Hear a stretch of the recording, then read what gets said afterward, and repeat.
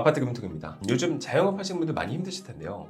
최근에는 은행 대출이 점점 어려워져서 여기에서 이제 심사를 받고 나서 안 되는 경우가 더 많아지는 그런 양상으로 가고 있는데요. 아무래도 이제 현금 흐름이 예전 같지 않다 보니까 자격 조건에서 은행에서도 많이 부결을 내고 있는 것 같습니다.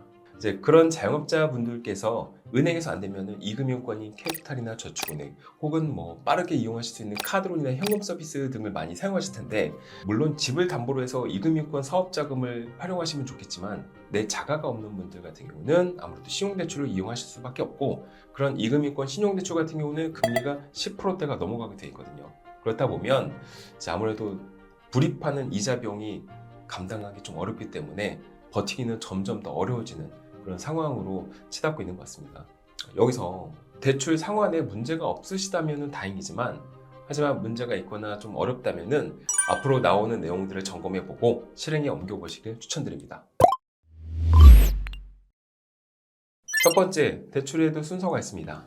우선 모든 대출은 정부 정책자금 대출부터 확인해 보시는 게 좋습니다. 소상공인의 경우는 신용보증재단 중앙의 홈페이지에 들어가 보면 여러 정책들을 확인해 볼 수 있으니까 꼭 금융상품 이용하시기 전에는 이 홈페이지를 통해서 나에 맞는 정책들이 뭐가 있는지, 상품이 어떻게 있는지를 확인해 보시는 게 좋을 것 같습니다. 두 번째, 기존 대출 내역을 전부 확인하세요. 대출이 어느 금융사에서 한 달에 얼마가 빠져나가고 있고, 이게 연체가 되고 있지 않는지, 이자가 얼마가 나가고 있는지, 그 계좌의 잔고가 얼마 있는지 모르시는 분들 많이 계실 거예요. 왜냐면 사업하시는 분들은 정신이 없거든요. 그래서 이게 이자가 얼마고 원금이 얼마가 남아있고 어느 계좌에서 며칠 날 출금이 되는지 이것들을 모두 체크하는 게 중요합니다. 그래야 연체가 안 걸리고 신용 상태를 좋게 유지할 수가 있습니다. 연체가 하나라도 된다면 신용 등급이 확 떨어지기 때문에 나중에 자금을 이용하실 때 제약이 있어요. 자, 세 번째, 대출 납입일과 계좌를 하나의 계좌로 통합하시는 게 좋습니다. 아까도 말씀드렸지만 바쁘고 정신이 없고 내가 세금이 언제 나가고 며칠날 뭐 나갈 게 있고 정신이 없잖아요.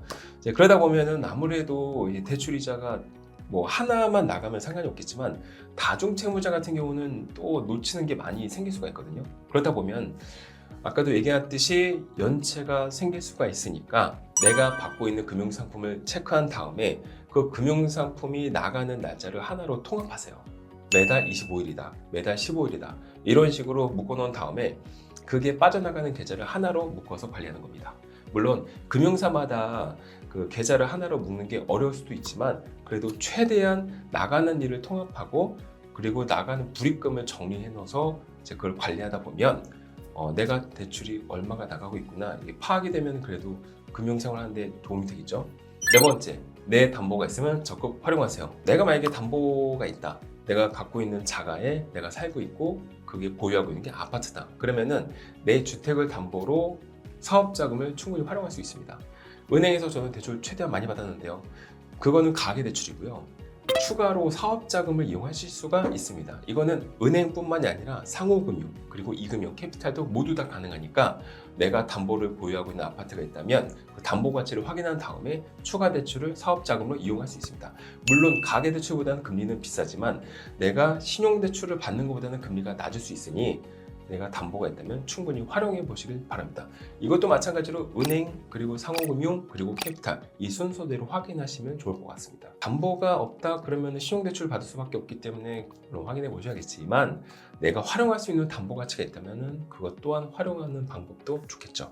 제가 대출 세일즈맨으로서 대출 영상을 계속 촬영하면서 자료도 조사하고 그리고 이제 영상도 많이 보고 했는데, 자영업 하시는 분들에 대한 내용을 보면 우울한 얘기밖에 없어요. 폐업률도 높고 그리고 이제 연체율도 높고, 그러다 보니까 연체가 된 자영업자분들께 은행에선 대출해주기 만무하겠죠. 그러다 보면은 자꾸 금융권이 이금융권으로 가게 되고 대업으로 가게 되고 그러면서 점점 힘들어지는데, 이럴 때일수록 이제 자금 운용에 대한 계획을 철저하게 세우시고 그리고 적은 금액이라도 미납되거나 연체되면은 내 신용이 망가져 버리기 때문에 최대한 그거는 유지할 수 있도록 주의하시는 게 좋을 것 같습니다. 저 또한 소상공인으로서 자영업자로서 여러 가지 지금 애쓰는 부분이 있는데 다들 마찬가지로 힘드실 것 같습니다. 기준금리가 올라가고 대출 이용하기 어렵고 그리고 돈이 없기 때문에 대출을 받으러 가는 건데 돈을 못 버니까 대출을 못 빌려주고 이런 상황으로 계속 악순환이 반복되는 거거든요. 모두 힘들겠지만 대출이 다 해결해 주진 않고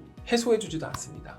결국에는 내가 매출을 올리고 그 사업을 키워서 그걸 가지고 내가 수익화하는 게 제일 먼저거든요. 대출은 보조 역할로만 생각하시고 힘들더라도 조금만 힘내시고 그리고 모든 사업이 잘 되시길 바라겠습니다. 저희 아파트 금융톡에서는요 언제나 건강한 금융생활을 이야기하고자 하니까 구독과 좋아요 많은 관심 부탁드리겠습니다. 감사합니다.